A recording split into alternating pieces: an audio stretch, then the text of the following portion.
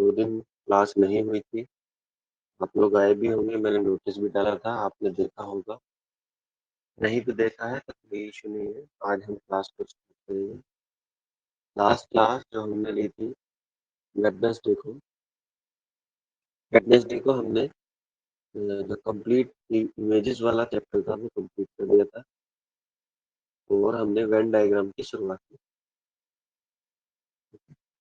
Venn diagrams की हमने क्या की थी शुरुआत की। तो वेन डायग्राम्स में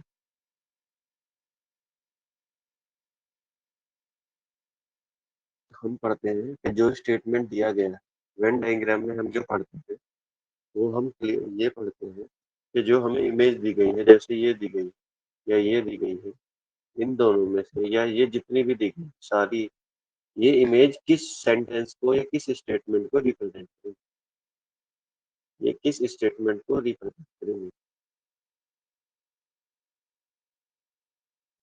वेन डायग्राम का मतलब होता है कि आपको एक ऐसा डायग्राम ड्रॉ करना है जो दिए गए स्टेटमेंट को कहीं ना कहीं जस्टिफाई कर सके। कई बार क्वेश्चन उल्टा भी आता है, वो आपको डायग्राम दे देते हैं उससे स्टेटमेंट पूछते हैं। कई बार स्टेटमेंट दे देते हैं तो उससे डायग्राम पूछते हैं। कोई भी एक टाइप का सवाल कर लेंगे, दूसरे टाइप का सवाल आप ऑटोमेटिकली स्वयं कर लेंगे।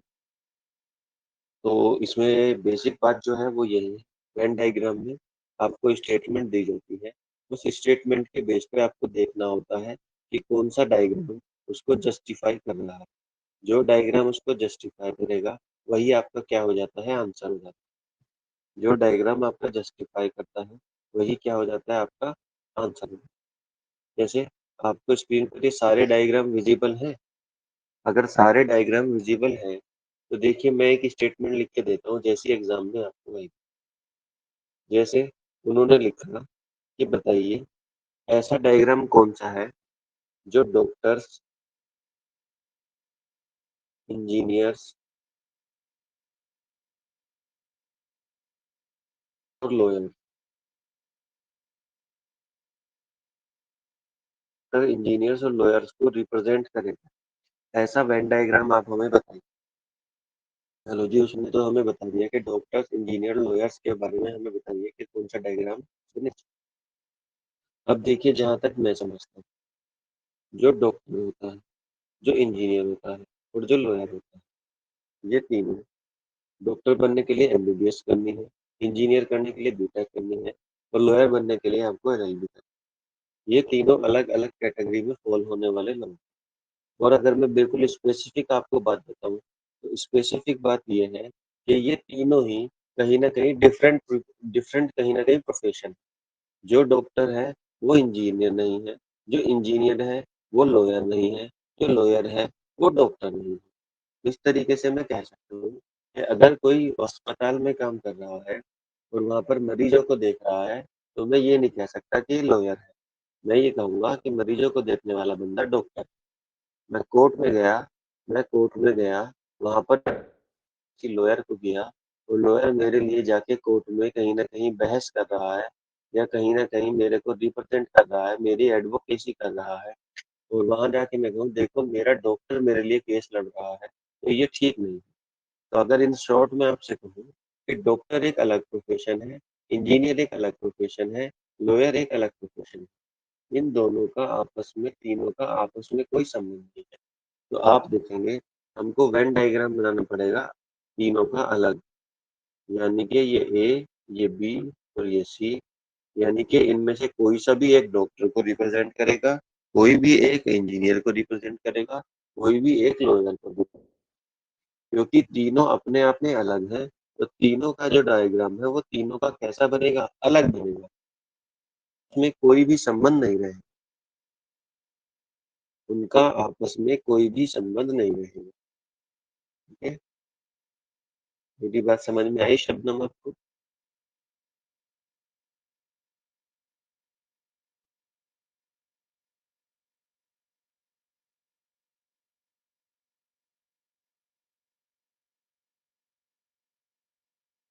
शबनम, शाहिदा, मेरी बात आपको समझ आई? मैंने कहा जो डॉक्टर है और इंजीनियर है और लॉयर है। उन तीनों का आपस में कोई रिलेशनशिप नहीं है। जब कोई भी रिलेशनशिप नहीं है, तो तीनों अलग-अलग डायग्राम को रिप्रेजेंट करेंगे। यानी कि कोई सा भी लॉयर मान लें, इंजीनियर मान लें, डॉक्टर मान लें, बी को आप लॉयर, इंजीनियर, डॉक्टर मान लें, सी को आप लॉयर, डॉक्टर, इंजीनियर मान लें, जो आपका मन शब्द। चलिए, अभी अगर नहीं आया है समझ में तो कोई बात नहीं, हम अभी काफी सारे सवाल और एग्जाम्पल्स करेंगे आपको, फिर बिल्कुल लास्ट में जब हम क्लास को खत्म करेंगे तो आपको डेफिनेटली सब समझ आएगा। चलिए, ये एक मैंने एग्जाम्पल दिया आपको, डॉक्टर, इंजीनियर, लॉयर। ये तो बात कंफर्म है आपको, शबनम, शाहिदा, मुझे बस ये बताइए कि डॉक्टर, इंजीनियर और लॉयर तीनों अलग प्रोफेशन होते हैं, इनका आपस में कोई संबंध नहीं होता। ये बात तो आपको क्लियर है? जी। चलिए, नेक्स्ट क्वेश्चन पे चलते हैं। Thank you. चलिए, दोनों को कंफर्म है तो आगे। जैसे एक चीज, अब उसने स्टेटमेंट दी, टेबल, चेयर और फर्नीचर। उसने ये कहा, टेबल, चेयर और फर्नीचर। अब देखिए, टेबल भी लकड़ी की होती है, चेयर भी लकड़ी की होती है, टेबल भी प्लास्टिक की हो सकती है, लकड़ी टेबल भी प्लास्टिक की हो सकती है, लोहे की भी हो सकती है, या वो आजकल देखेंगे तो आपको मार्बल्स में भी मिल जाएंगी टेबल्स। लेकिन चाहे टेबल हो चाहे चेयर हो, हमें पता है टेबल और चेयर की जो कैटेगरी है वो फर्नीचर वाली कैटेगरी, यानी कि फर्नीचर के अंदर ही टेबल और चेयर आते हैं। अगर मैं कहूँ मेरे घर का फर्नीचर खराब है, तो इसका मतलब मेरे घर में जो टेबल है, जो चेयर है, जो बेड है, जो ड्रेसिंग है, जो डाइनिंग है, जो सिटिंग एरिया है, ड्राइंग एरिया है, वहां पर जितना भी फर्नीचर से रिलेटेड सामान रखा है, वो सब खराब है। फर्नीचर का मतलब कोई एक पर्टिकुलर चीज नहीं होती। फर्नीचर के अंदर आपका बेड भी आता है, आपका सोफा भी आता है, आपका दीवान भी आता है, आपकी टेबल्स भी आती है, आपकी डाइनिंग टेबल भी आती है, आपकी आती है, आपकी स्टडी टेबल भी आती है। आपके जितने भी पर्पजफुल काम हैं जो आप घर में देखते हैं, वो सब कहीं ना कहीं किस कैटेगरी के अंदर आते हैं? फर्नीचर। तो अब वो हमसे पूछ रहा है कि इनको वेन डायग्राम से रिप्रेजेंट। अब देखिए, बिल्कुल आसान है। मुझे पता लगा टेबल और चेयर फर्नीचर के अंदर आते हैं, तो मैंने ऐसा गोला बनाया फर्नीचर का, भी आती है, फर्नीचर के अंदर कहीं ना कहीं चेयर भी आती है। टेबल को हम चेयर नहीं कह सकते, करना पड़ेगा। चेयर को मैं टेबल नहीं कह सकता, इसीलिए चेयर को मुझे टेबल से अलग करना पड़ेगा। मैं चेयर और टेबल को नहीं कर सकता, एक साथ मिला नहीं सकता, ऐसे इस ला सकता। क्यों नहीं ला सकता? अगर मैंने ये कहा कि ये जो व्यक्ति, जो मैंने अब डार्क एरिया बना दिया दोनों गोलों के बीच में, इसका मतलब तो ये टेबल को रिप्रेजेंट कर रही है और ये चेयर को रिप्रेजेंट कर रही है। तो इसका मतलब यह है कि कुछ चेयर जो होती हैं, जितनी मैंने डार्क करी, वो टेबल भी होती है।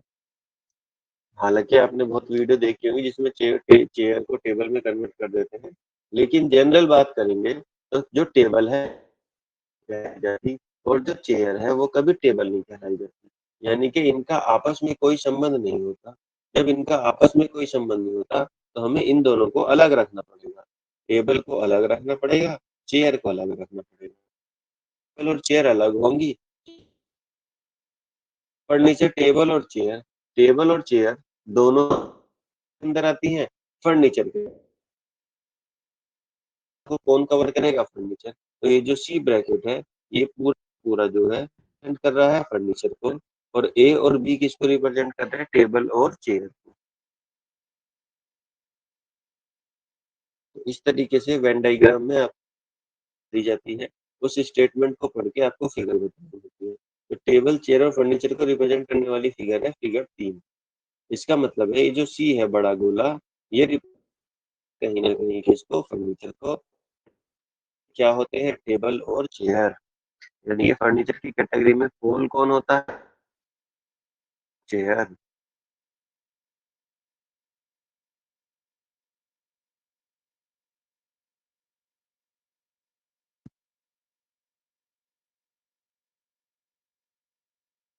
शबनम, आपको नहीं समझ आया?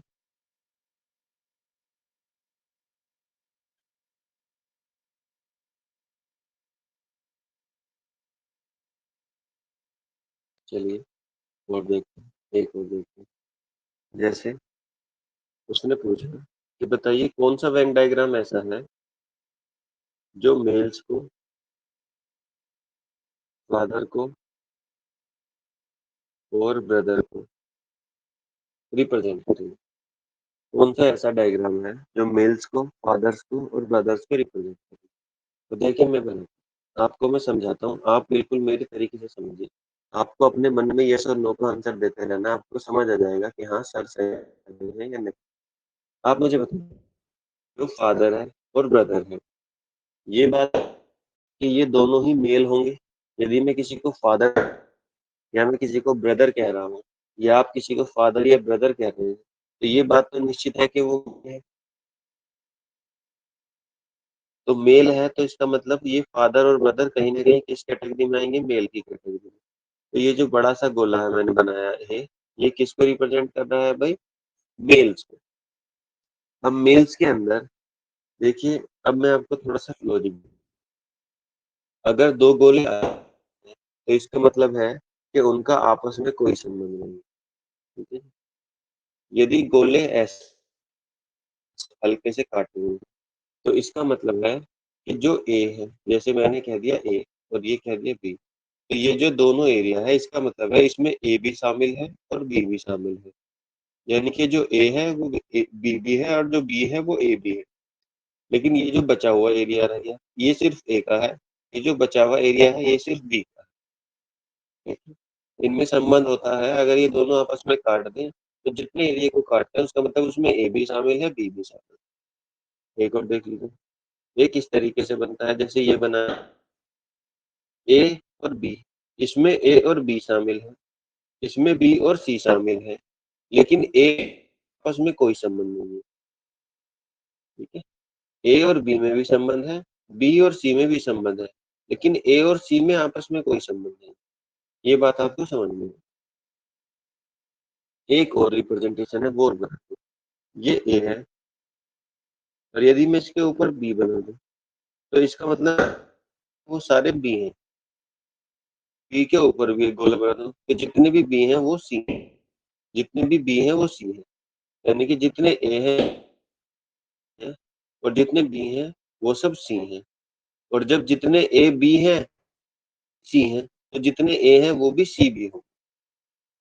समझ आएगा? अभी बता दूंगा थोड़ी देर, थोड़ा सा कंफ्यूजन है, इसीलिए मैं एग्जाम्पल से डायरेक्ट बता दूंगा। बेसिक बात आप समझ गए कि अगर दो गोले बने हुए हैं तो कोई संबंध नहीं है।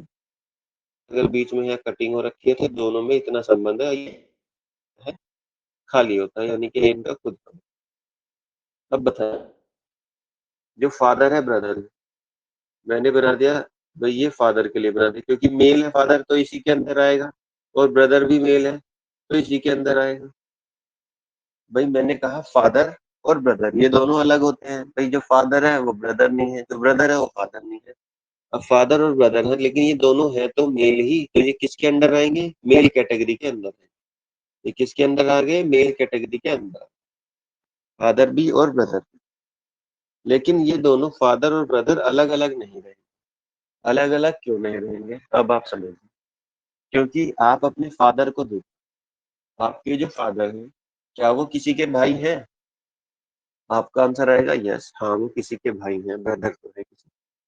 या आपका कोई बड़ा भाई है, या आप घर में बड़े हैं तो आपका कोई छोटा भाई है, जिसके कहीं न कहीं क्या है बच्चे भी हैं, तो वो आपका भाई भी है और किसी का फादर भी है ना? भई आप ध्यान से देखेंगे, जो फादर है, यदि मैं कह रहा हूँ ये कोई बंदा फादर है, तो अगर फादर मैं किसी को कह रहा हूँ, तो क्या ये ज़रूरी नहीं है कि भई वो किसी का ब्रदर भी हो? अगर वो फादर है तो निश्चित रूप से वो किसी का भाई भी होगा। जैसे आपके ताऊ हैं या आपके चाचा हैं या आपके कोई भी अंकल हैं, तो आप देखेंगे वो कहीं न कहीं किसी के फादर भी हैं और आपके फादर के कहीं न कहीं ब्रदर भी हैं।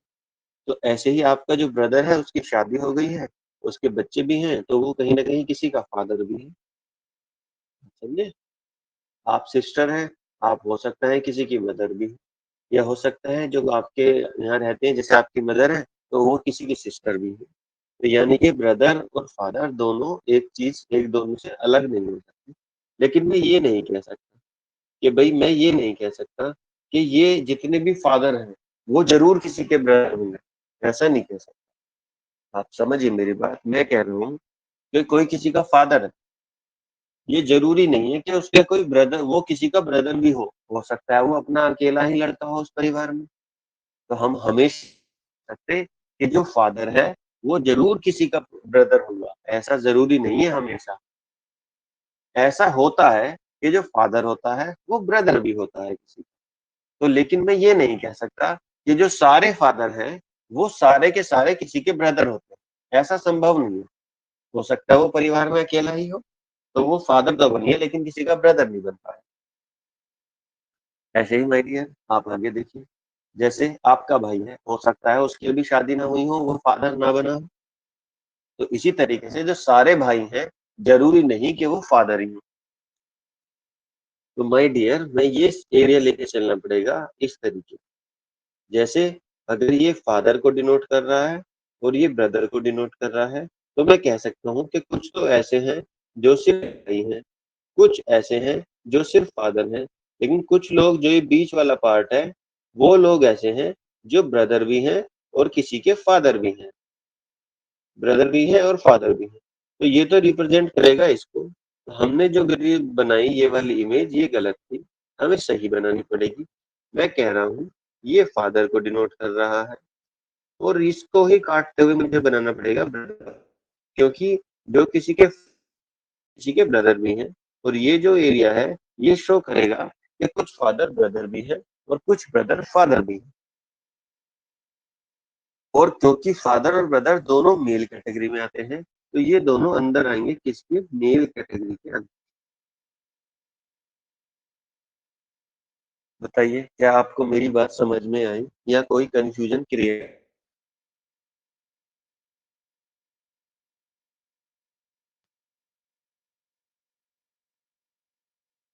चलिए, थैंक यू। आगे चलते हैं, नेक्स्ट का एग्जाम्पल देखते हैं। नेक्स्ट वो कह रहा है डॉग्स, कैट्स और पेट्स। डॉग्स, कैट्स और पेट्स। अब इसको रिप्रेजेंट करना, आपसे मैं पूछना चाह रहा हूँ कि यहाँ पर दी गई फिगर्स में से कौन सी फिगर इनको रिप्रेजेंट करेगी, डॉग्स, कैट्स एंड पेट्स। और मैं आपको पूरा 1 मिनट दे रहा हूँ, चलिए करिए।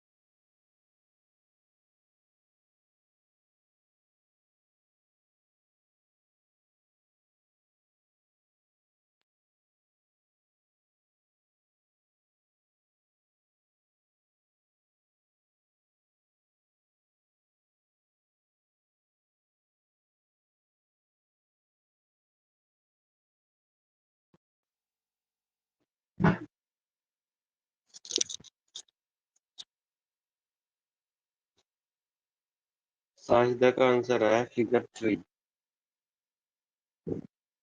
शबनम का कोई आंसर नहीं आया अभी तक। ऐसा क्यों है? ऐसा क्यों है? यानी कि आपको चीजें अभी समझ नहीं है। चलिए ठीक, मैं बताता हूँ। सर नहीं क्लियर होगा, कोई बात नहीं, इसीलिए मैं आपको अब मैं एक्चुअली तो क्या ऑप्शन ज्यादा है अभी, है ना? जब एग्जाम देने जाएंगे तो 4 ही ऑप्शन आएंगे तो कंफ्यूजन इसका 1/4 रह जाएगा, क्योंकि आपकी स्क्रीन पर अभी 10 फिगर है, 10 में से आपको छोड़नी है ना? चलिए, एक बात बताइए, मैं बताता रहूंगा, आप समझते रहो। मैं कहूँ डॉग और कैट, क्या आप कभी कैट को डॉग कह सकते हैं? यस नो में आंसर दीजिए। क्या अभी कभी आप कुत्ते को बिल्ली कह सकते हैं? नो नो बिल्कुल। बिल्ली को कुत्ता कह सकते हैं? बिल्ली देखिए आपने कहा ओ कुत्ता जा रहा है, ऐसे हो सकता है कभी? नहीं हो सकता। नो नो बिल्कुल राइट। ठीक है, तो ना कैट डॉग है ना डॉग कैट है, यानी कि इन दोनों का आपस में कोई संबंध नहीं। ठीक है, ये मैंने डॉग बना दिया, ये मैंने कैट बना दिया। इज दैट क्लियर कि डॉग और कैट का आपस में कोई संबंध नहीं, दोनों को अलग कर दिया। ठीक है, अच्छा अब चलो, पेट्स का मतलब आपको पता होगा, पालतू जानवर। पालतू जानवर, ठीक है, पालतू जानवर, पालतू जानवर। बताइए, ये डॉग है, क्या दुनिया के सारे कुत्ते पालतू हैं? दुनिया के सारे कुत्ते पालतू हैं? जितने भी कुत्ते हैं दुनिया में वो सब पालते हैं, यानी कि कोई ना कोई उन्हें पालता है, घरों में वो पलते हैं। क्या दुनिया के सारे कुत्ते उस कैटेगरी में आते हैं? नहीं, वेरी गुड। क्या दुनिया की सारी बिल्लियां, क्या दुनिया की सारी बिल्लियां पालतू हैं? सारी बिल्लियों को कुत्ते, सारी बिल्लियों को लोग पालते हैं? नो, नो, ठीक है, बात ठीक है। लेकिन एक और बात, क्या मैं कह सकता हूँ, क्या मैं कह सकता हूँ कि जो सारे कुत्ते हैं वो कोई पालता ही नहीं है कुत्तों को? ऐसा कह सकता हूँ क्या कि कोई भी कुत्तों को नहीं पालता, कोई भी बिल्लियों को नहीं पालता? क्या मैं ये भी कह सकता हूँ? सुनो, दोबारा से क्वेश्चन सुनिए। क्या कुत्ते और बिल्ली पालतू नहीं है ही नहीं? क्या उन्हें पालतू रखता ही नहीं कोई? रखते हैं कुछ लोग या नहीं? कुछ लोग रखते हैं ना, कुत्ते और बिल्ली को पालतू रखते हैं कुछ लोग। शाहिदा बानो, नहीं पालते हैं। जी जी बिल्कुल। तो मैंने आपको 3 बातें बताई। पहली, कि कुत्ते और बिल्ली आपस में एक दूसरे से कोई संबंध नहीं रखती, कुत्ते को बिल्ली नहीं कह सकते, बिल्ली को कुत्ता नहीं। पहली बात। दूसरी बात ये हुई कि दुनिया के सारे कुत्ते और दुनिया की सारी बिल्लियां पालतू नहीं। ठीक इसके विपरीत, दुनिया की सारे कुत्ते और सारे बिल्ली ऐसे नहीं है कि उन्हें कोई पालता ही ना हो। यानी कि कुछ कुत्तों को लोग पालते भी हैं, कुछ बिल्लियों को भी लोग पालते हैं, लेकिन कुत्ते और बिल्ली आपस में कोई संबंध नहीं। अब अगर मैं इसको वेन डायग्राम की मदद से बताना चाहूँ, इनकी एक फिगर बनाना चाहूँ, तो देखिए आपको मैंने एग्जाम्पल भी दिया था थोड़ी देर पहले, आप समझे नहीं, हो सकता है आप समझ में आ जाए। मैंने कहा ये डॉग है, मैंने कहा ये कैट है। अलग अलग क्यों बनाए? अलग अलग इसलिए बनाया माय डियर, ये डॉग है और ये कैट है। ये अलग अलग इमेज इसलिए बनाई मैंने, क्योंकि मैं आपको बताना चाहता हूँ कि कुत्ते का और बिल्ली का आपस में कोई संबंध नहीं। अब देखिए, यदि मैं इन दोनों के ऊपर से एक लाइन खींच दूं और इसको कह दूं पेट, तो इसका मतलब हो जाएगा, इस वाले फिगर का मतलब हो जाएगा, जो कि मुझे शाहिदा ने शायद आंसर दिया, इसका मतलब ये हो जाएगा कि दुनिया के जितने भी कुत्ते हैं वो सभी पालतू हैं, और दुनिया की जितनी भी बिल्लियां हैं वो सब पालतू हैं। जैसे कि हमने अभी कुछ देर पहले ये एग्जांपल किया था, ब्रदर, मदर, फादर और ब्रदर का किया था। ठीक है? आप ध्यान से मेरी बात समझिए, अगर मैं डॉग और कैट को इस बड़े वाले सर्कल पेट के अंदर डाल दूं, तो इसका मतलब ये हो जाएगा कि दुनिया के जितने भी कुत्ते हैं और जितनी भी बिल्लियां हैं वो सभी पालतू जानवर हैं। अपने आप ही, आपके बिना कुछ करे ही, गलत इमेज चुनते ही अपने आप क्लियर हो जाएगा कि दुनिया के जितने भी कुत्ते हैं और जितनी भी बिल्लियाँ हैं, वो सभी कहीं न कहीं पालतू हैं। जबकि सेंटेंस ऐसा नहीं कह रहा। सेंटेंस तो ये कह रहा है कि डॉग्स, कैट और पेट्स को जो रिप्रेजेंट करे वो बनेगी। तो ये फिगर गलत है। एक और फिगर बना लेते हैं। ये बात समझ में आई कि ये गलत क्यों है? ये बात समझ आई आपको कि ये गलत क्यों है? नगमा, शबनम, शाहिदा? जी, ठीक है, क्योंकि दुनिया के सारे कुत्ते और बिल्ली पालतू नहीं है। बात समझ आई? अच्छा, अगर मैं फिगर ये बना दूं, अगर मैं डॉग के ऊपर कहीं ना कहीं पेट्स लिख, ये गोला बना के पेट्स लिख दूं, तो इस बात का मतलब हो जाएगा कि कुत्ते और बिल्ली का तो आपस में कोई संबंध नहीं है। जबकि जो कुत्ते हैं सिर्फ वही पालतू जानवर है, बिल्लियां पालतू जानवर नहीं है। क्या ये मेरे स्टेटमेंट को सही कर रहा है? क्योंकि ये कह रहा है कि जितने भी कुत्ते हैं वो सभी पालतू हैं, लेकिन कोई भी बिल्ली पालतू नहीं है। अगर मैं सिर्फ इसे डॉग के ऊपर करूं, तो ये भी मेरे आंसर को सही नहीं बता। सेम इसके अपोजिट हो जाएगा। यदि मैं ये कर दूं, यदि मैं क्या कर दूं, यदि मैं डॉग के ऊपर से हटा के ये कैट के ऊपर ले जाऊं और इसे पेट कह दूं, तो इसका मतलब हो जाएगा कि दुनिया की सिर्फ बिल्लियां ही पालतू जानवर होती है, कुत्ते नहीं होते। ठीक है, क्या नहीं होते? कुत्ते नहीं होते पालतू जानवर। तो ये भी रोंग है। बात क्या है? ये भी रोंग है। आगे चलिए। अगर मैं ऐसे कर दूं, ऐसे कर दूंगी, अगर मैं फिगर ये ले लूं, अगर मैं ये फिगर ले लूं,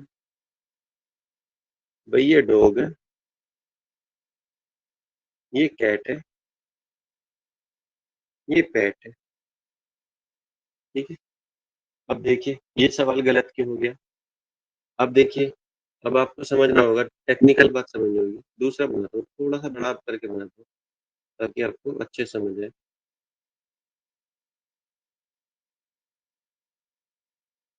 ये डॉग है, ये कैट है, ये पेट है। अब आप ध्यान से सुनिएगा।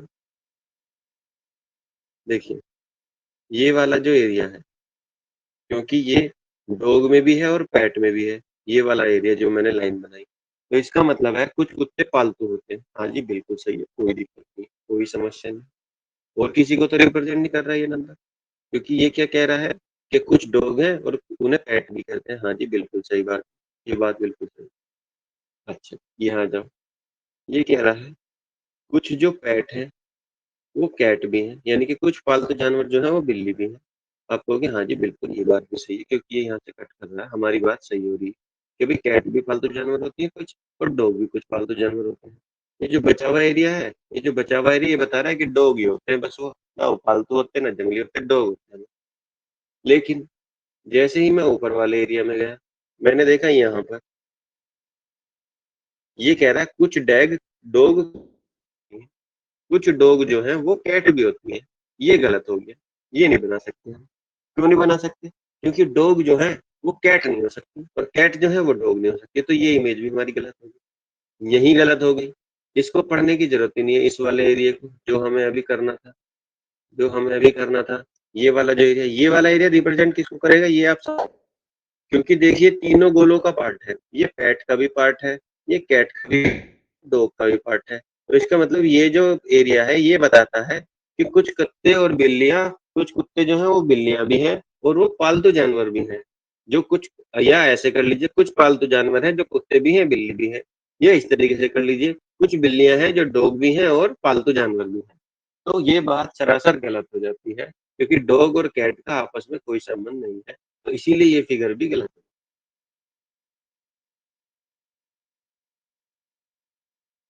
बिल्कुल। तो आपको ये मेरे हिसाब से ये समझ आया होगा कि रिलेशनशिप कैसे निकालनी होती है, रिलेशनशिप कैसे निकालनी होती है। ठीक है, 5 है आंसर, बिल्कुल राइट। लेकिन आंसर से पहले, जानने से पहले, जो मैं समझा रहा हूँ होपफुली आपको वो समझ आ रहा है कि संबंध संबंध कैसे बनाने, रिलेशन कैसे बनाने होते हैं लॉजिकल रूप से। और देखिए, और करते हैं, और थोड़ा सा प्रयास करते हैं, देखते हैं क्या कर सकते हैं।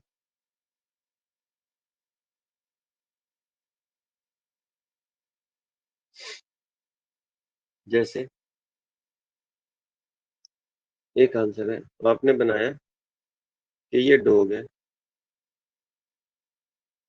ये पैट है और ये कैट है। ठीक है। इस फिगर का मतलब है कि ये जो डार्क सर्कल मैंने कर दिया, इसका मतलब है कुछ कुत्ते पालतू जानवर होते हैं, बिल्कुल सही। कुछ पालतू जानवर नहीं होते, ये भी सही।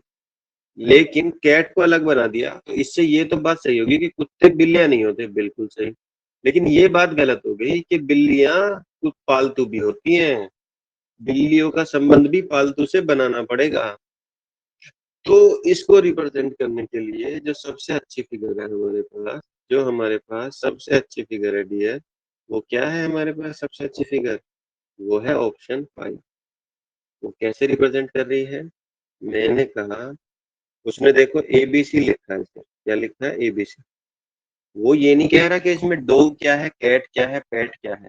वो तो आपको अंडरस्टैंड करना है कि डॉग क्या हो सकता है, को पैट क्या हो सकता है और कैट क्या हो सकता है। तो जब आप ध्यान से देखेंगे कि मुझे डॉग और कैट में कोई संबंध नहीं देना, मुझे डॉग में और कैट में कोई संबंध नहीं देना, तो डॉग और कैट में संबंध इन दोनों में नहीं है, ये दोनों आपस में कनेक्टेड नहीं है। तो मैं कह सकता हूँ ये कैट है और ये डॉग है। कैट और डॉग का आपस में कोई संबंध नहीं। राइट, पहली बात क्लियर होगी। कुछ कैट पैट होती हैं, तो चलिए ठीक है, बीच वाले को मैं पैट बना देता हूँ। तो कुछ कैट पैट होती हैं, हाँ जी बिल्कुल होती हैं, बात सही है, ये बात भी सही होगी। लेकिन कुछ जो बिल्लियां हैं वो पैट नहीं होती है, ये भी बात सही होगी। फिर मैंने देखा कुछ डॉग हैं जो पैट भी हैं, बिल्कुल सही बात है, ये बात भी सही होगी। ये जो डॉग हैं कुछ ऐसे हैं जो पालतू जानवर नहीं होते, हाँ जी ये भी बात सही है। अब एक और बात है जो आपने अभी तक नहीं सोची, कि ये जो बच गया एरिया, ये जो एरिया बच गया पैट वाला, जो मैंने अभी लाइन खींची, जो मैं दोबारा बना देता हूँ ग्रीन पेन से। अब ये जो एरिया बच गया, ये किसको रिप्रेजेंट कर रहा है? ये रिप्रेजेंट कर रहा है उन पालतू जानवरों को, यानी कि उन पेट्स को। अब आप खुद बताइए, लोग सिर्फ कुत्ता और बिल्ली थोड़ी पालते हैं। बहुत सारे लोग तो बहुत सारी चीज पालते हैं, कुछ गाय पालते हैं, कुछ भैंस पालते हैं, कुछ घोड़े पालते हैं, कुछ तोता पालते हैं, बहुत सारी चीजें पालते हैं। तो जब बहुत सारी चीजें पालते हैं, तो ये जो बचा हुआ एरिया है, ये उन पेट्स को डिनोट कर रहा है जो ना कुत्ते हैं ना बिल्ली हैं, उसके अलावा है। समझ में आ गए? जैसे अब ये जो एरिया है, आप ध्यान से देखेंगे जब, तो आपको पता लगेगा कि ये तो वो एरिया है जो सिर्फ बिल्ली, ये वो एरिया है जो बिल्लियां हैं लेकिन वो पालतू है। ये जो एरिया है जिसपे मैं लाइन खींच रहा हूँ, ये सिर्फ कुत्ते हैं। और ये जो बीच वाला एरिया है जिसपे मैं आप पेन चला रहा हूँ, ये वो पालतू जानवर है जो कुत्ते हैं। अब आप देखिए, मैं यहीं पर एक और फिगर बना रहा हूँ। मैंने बना दी ये, इसको मैंने आंसर दे दिया पैरट, इसको मैंने लिख दिया पैरट। पैरट लिखने का मतलब है कि अब ये जो एरिया है, ये वो जो पालतू है, और नीचे वाला जो एरिया है ये सिर्फ पालतू नहीं है। अब तोते का ना तो कैट से कोई संबंध, ना डॉग से कोई जैसे हम रिलेशनशिप बनाते हैं, लॉजिकल रूप से वेन डायग्राम ड्रॉ करते हैं। बात समझ गए आप मेरी? किसी को कोई कंफ्यूजन? शबनम, शाहिदा, कोई कंफ्यूजन किसी तरीके का? कोई भी डाउट हो तो बताइए।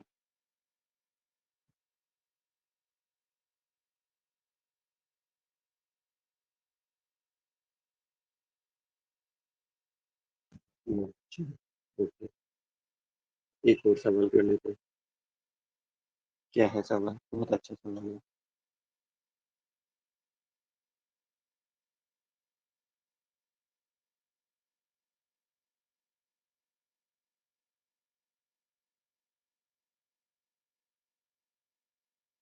आप इसको, बहुत आसान चैप्टर है ये, लेकिन मैं आपको वास्तविक रूप से बता रहा हूँ। रीजनिंग पढ़ाने का जो पर्पज है वो यही है कि आपकी समझने की क्षमताएं विकसित हो जाए। अब इस एक छोटे से एग्जांपल से जो हमने लास्ट टाइम किया, अगर आप पूरे ब्रेन को अपने आप को एनलाइटेड करना चाहें तो उसी से कर सकते हैं कि हर बात के कितने मतलब होते हैं और जो बात कही गई है उसको कितने कितने रूप से कहा जा सकता है, सोचा जा सकता है।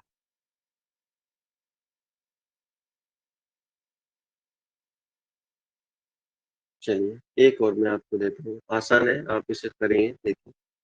उसने कहा मेल्स फादर और चिल्ड्रन। मैं आपको पूरा 1 मिनट दे रहा हूँ, आराम से सोचिए, बताइए कौन सी फिगर इसके लिए बनेगी। और अब आपको थोड़ा-सा आइडिया लग गया होगा क्या-क्या सोचना होगा, करिए।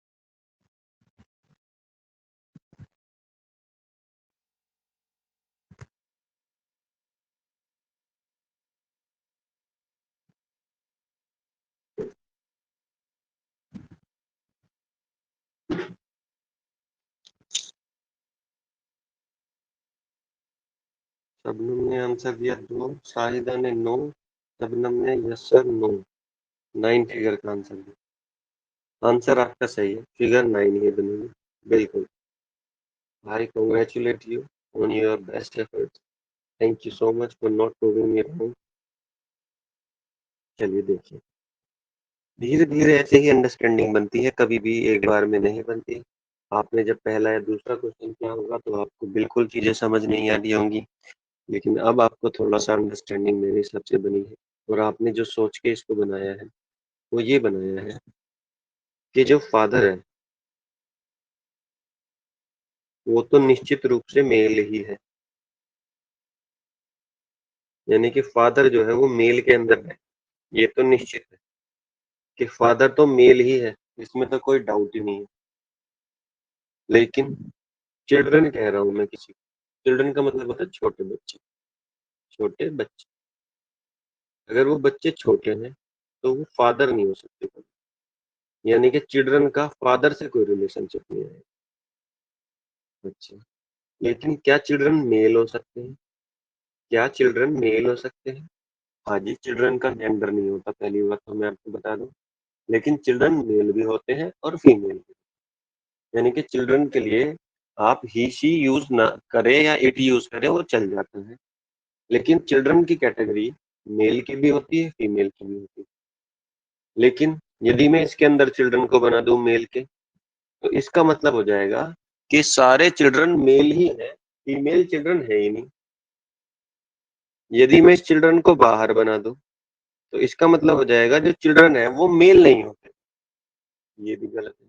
इन्होंने चिल्ड्रन इसीलिए लिखा क्योंकि उसका जेंडर निश्चित नहीं हो, वो मेल भी हो सकता है, फीमेल भी हो सकता है। इस कैटेगरी में मैं ये कह सकता हूँ कि हाँ, कुछ चिल्ड्रन जो है वो मेल होते हैं और कुछ चिल्ड्रन जो है वो फीमेल होते हैं। तो इसीलिए सिर्फ कुछ चिल्ड्रन मुझे लेने हैं तो कुछ चिल्ड्रन लेने के लिए मुझे चिल्ड्रन को ऐसा लेना पड़ेगा कि आधे तो वो किस में आ जाए, मेल में आ जाए, और आधे आ जाए मेल कैटेगरी से बाहर। मेरी बात समझे? अब ये मैंने सिर्फ यहीं तक क्यों लिया गोला? मैं इस गोले को यहाँ तक क्यों नहीं ले गया? अगर मैं इस गोले को फादर तक ले जाऊं, तो इसका मतलब हो जाएगा कि कुछ चिल्ड्रन फादर भी होते हैं और वो मेल भी होते हैं, जो कि गलत रिप्रेजेंटेशन हो जाएगी, क्योंकि मुझे बताना है कि चिल्ड्रन फादर से कनेक्टेड नहीं है। तो जब चिल्ड्रन फादर से कनेक्टेड नहीं है माय डियर, तो जब मैं वेन डायग्राम बनाऊंगा, उसमें भी फादर को चिल्ड्रन से कनेक्ट नहीं करूंगा। अब इस बात का मतलब ये है, ये जो आप स्क्रीन पर देख रहे हैं डेमो, जो आपने आंसर दिया है, ये वाला पोर्शन सिर्फ उस बात को डिनोट कर रहा है कि कुछ चाइल्ड मेल होते हैं। ये जो मैं स्टैंडिंग लाइन बना रहा हूँ, इस वाले पोर्शन का मतलब है कि कुछ चाइल्ड हैं जो मेल नहीं होते। इस वाले पोर्शन का मतलब है कि फादर जो होते हैं, वो सब किस कैटेगरी में आते हैं? मेल की कैटेगरी में आते हैं। अब आप सोचो, एक और कैटेगरी बच गई यहाँ, वो ये है कि ये जो खाली स्पेस बच गया, ये किन चीज को रिप्रेजेंट कर रहा है? ये रिप्रेजेंट कर रहा है कि कुछ ऐसे भी मेल होते हैं जो ना फादर है ना चाइल्ड है। वो एडल्ट भी हो सकते हैं, वो आपके ब्रदर भी हो सकते हैं, वो आपके अंकल भी हो सकते हैं, है ना? क्योंकि ये जो स्पेस खाली बचा हुआ है, ऐसा नहीं है जितने मेल है वो सारे फादर ही होते हैं। ऐसा भी तो हो सकता है कि वो आपके ब्रदर हो और किसी के फादर ना हो। तो जो स्पेस बचता है वो और भी बहुत सारे मेल लोगों को रिप्रेजेंट कर सकता है। तो आपका आंसर बिल्कुल करेक्ट था। Figure 9 is the right answer. ठीक है माय डियर। अब मैं आपसे थोड़ी सी बातचीत करना चाह रहा था। आप लोग मुझे बताइए कि इसमें तो इसी टाइप के क्वेश्चंस आएंगे जो मैंने आपको अभी कहा है। वही आपको इसमें रिलेशनशिप बनानी है, आप उसे बना देंगे आसानी से, मेरे हिसाब से कोई दिक्कत नहीं आएगी। अब मैं आपसे ये जानना चाह रहा था कि आप लोगों के एग्जाम मेरे हिसाब से 20th को है। आप लोगों के जो एग्जाम्स हैं वो 20th को है, और आज तारीख हो गई है आई थिंक 17, 18, 17 है। आज क्या है? 17th जून। तो मैं ये जानना चाह रहा हूँ कि आप किस डेट तक क्लास लेना चाहते हैं। चाहें तो कल भी ले सकते हैं, 19 में भी ले सकते हैं, मुझे कोई इशू नहीं है। आज 17th क्लास है, आप 18th में भी ले सकते हैं, 19th में भी ले सकते हैं। ठीक है। मैं आपसे जानना चाह रहा हूँ कि आप क्लास लेना ही चाहते हैं, या आप लोग अब सिर्फ रिलैक्स करना चाहते हैं और एग्जाम्स का प्रिपरेशन या रिवीजन करना चाहते हैं? क्योंकि इस वेन डायग्राम के बाद कोई ऐसा टॉपिक तो बचता नहीं है जो आपको बताया जाए। लेकिन अगर आप कहेंगे नहीं सर हमें कुछ और बता दीजिए, तो मैं 18th को यानी कि कल भी क्लास ले लूंगा, और 19th को परसों भी क्लास ले लूंगा आपकी। आप लोग जैसा सही समझे वैसा मुझे बता दीजिए, अभी रिप्लाई कर दीजिए, ताकि मैं उसी हिसाब से आपके लिए कोई चैप्टर अच्छा सा तैयार कर सकूं। आपके पास चॉइस है, आप मुझे चाहे तो शाम तक भी चैट बॉक्स में मैसेज करके बोल सकते हैं, या आप चाहें तो अभी भी बता सकते हैं। अगर आप लोगों का एग्जाम 20th को है, तो आप 2 क्लास और ले लीजिए, 18th को भी 19th को भी, 20th को अपना एग्जाम दीजिए। जैसा आप समझे, जैसा आप सही समझे वैसा हम कर सकते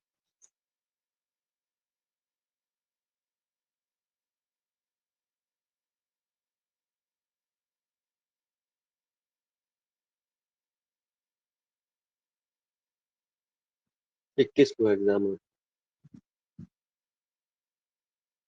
शाहिदा ने तो कहा है रिवीजन कर लेंगे, मेरे हिसाब से भी बेस्ट चॉइस रिवीजन ही है, क्योंकि अगर आप लास्ट टाइम तक सिर्फ नई चीजें पढ़ेंगे, तो आपके पिछला भी याद रहना मुश्किल हो जाएगा।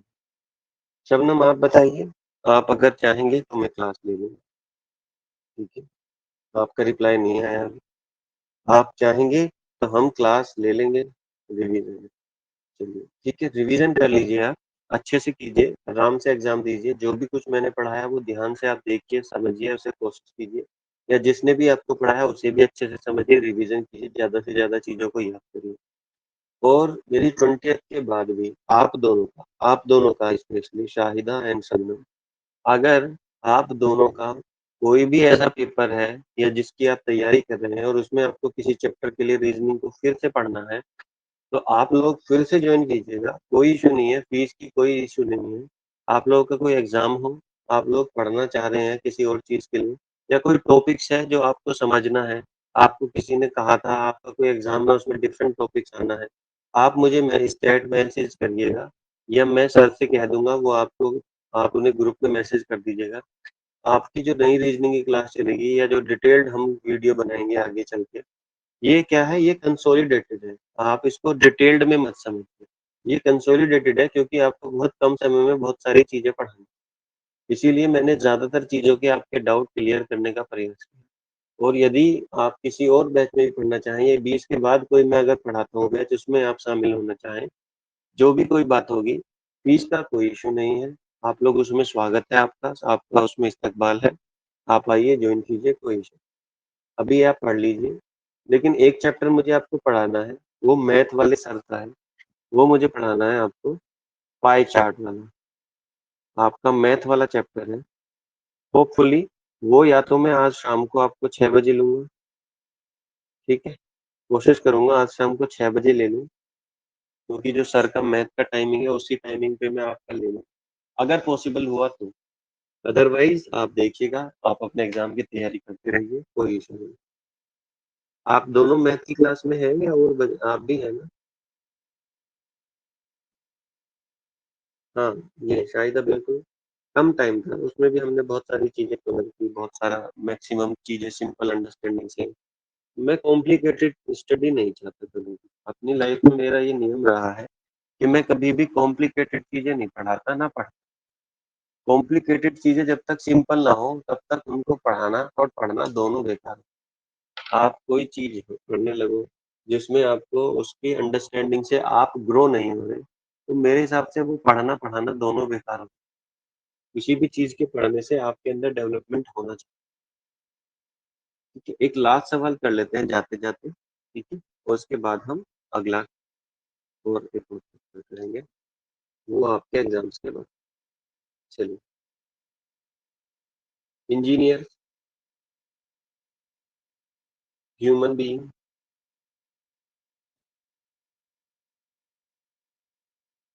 और रैट, चूहे, ये कौन सी फिगर रिप्रेजेंट करेगी? इंजीनियर्स, ह्यूमन बीइंग्स और रैट।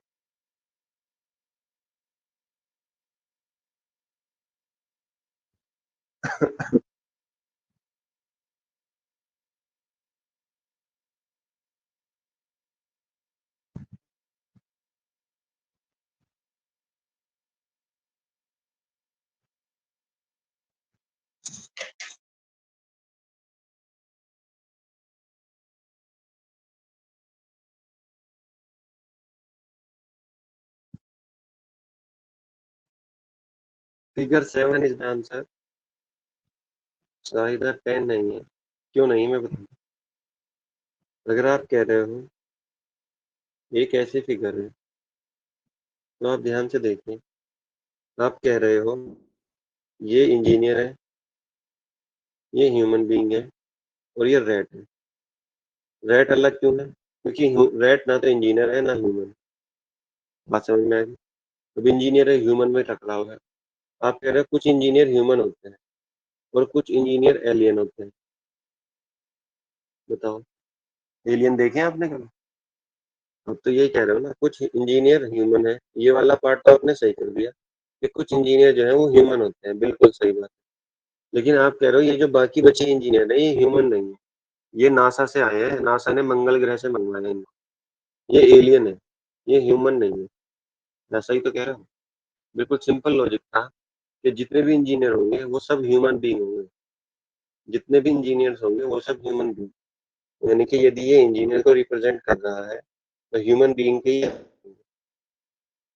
ठीक है। और रेड तो अलग है ही ना, वो इंजीनियर है ना वो ह्यूमन बीइंग। ये जो बाकी स्पेस बची है, जरूरी नहीं है सारे इंजीनियर ह्यूमन बीइंग ही है। कुछ कहीं ना कहीं इंजीनियर की जगह डॉक्टर भी है, लॉयर भी है और कहीं ना कहीं टीचर भी है, तो उनके लिए भी तो जगह छोड़नी थी।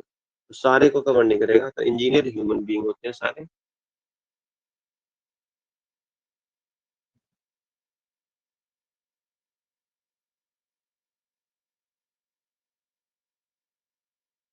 बिल्कुल, आपकी बात बिल्कुल सही है। मैं बिल्कुल गलत नहीं कह रहा आपकी बात बिल्कुल सही है शाहिद।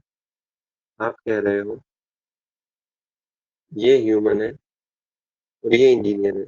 मैं आपकी बात से सहमत हूँ। ये ह्यूमन है और ये इंजीनियर है। इसका मतलब ये है कि ये वाला जो पार्ट है जिसमें मैं लाइन खींच रहा हूँ, ये वो लोग हैं जो इंजीनियर भी हैं और ह्यूमन भी हैं। ये बात बिल्कुल करेक्ट होगी। हाँ भाई, कोई दिक्कत नहीं है। ये जो इंजीनियर होते हैं वो ह्यूमन भी होते हैं। बिल्कुल बात सही है। सिंपल ये वाला जो पार्ट हो गया, ये जो अब मैं लाइन खींच रहा हूँ कि कुछ ह्यूमन ऐसे होते हैं जो इंजीनियर नहीं होते। हाँ जी, बिल्कुल ऐसे बहुत सारे लोग होते हैं जो ह्यूमन होते हैं। ठीक है जी, ये वाली बात है। अब इस वाली लाइन को समझ, जिस पे मैं डंडे खींचा। इस वाली लाइन का मतलब है कि कुछ इंजीनियर ऐसे होते हैं, जो मैंने स्टैंडिंग लाइन खींची ये रिप्रेजेंट कर दी है। कुछ इंजीनियर ऐसे होते हैं जो ह्यूमन बीइंग नहीं होते। क्या ये बात सही है? आप ही बताइए। आप कह रहे हो 10th फिगर में कि जो मैंने अब लाइनें खींची हैं, ये वाला जो पार्ट है, ये रिप्रेजेंट कर रहा है ऐसे इंजीनियर को जो ह्यूमन नहीं होते। क्या ऐसा संभव है? मेरे हिसाब से तो संभव नहीं है, इसीलिए ये बात गलत हो गई। इसीलिए फिगर 7 इज द राइट कि ये इंजीनियर है, ये इंजीनियर है और सारे के सारे इंजीनियर ह्यूमन बीइंग होंगे। वो रैट अलग होते हैं ह्यूमन बीइंग के, इसलिए वो अलग बने।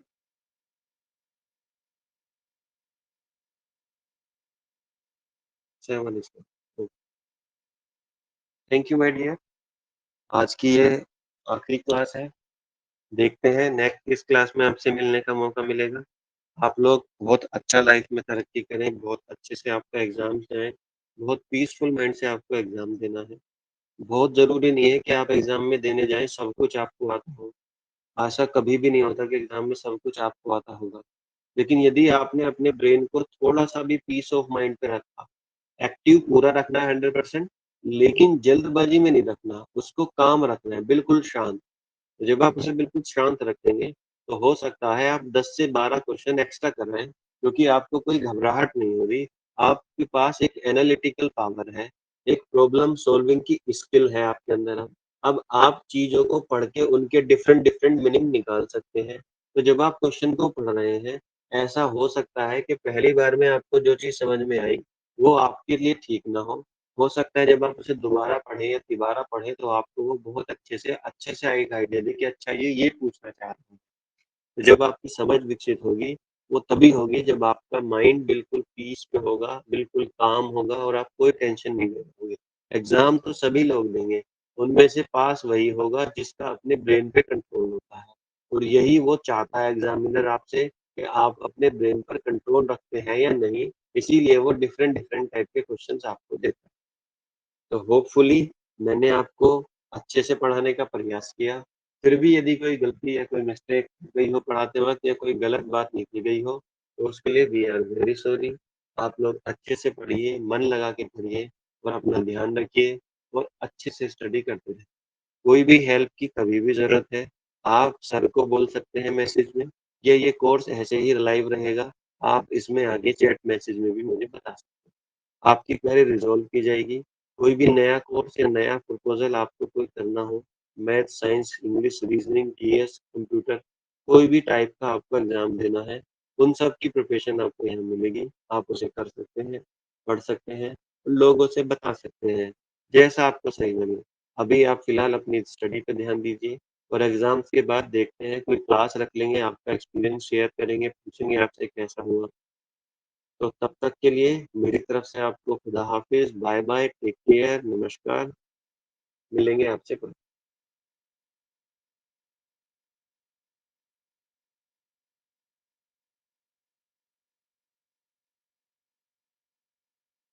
Thank you everyone.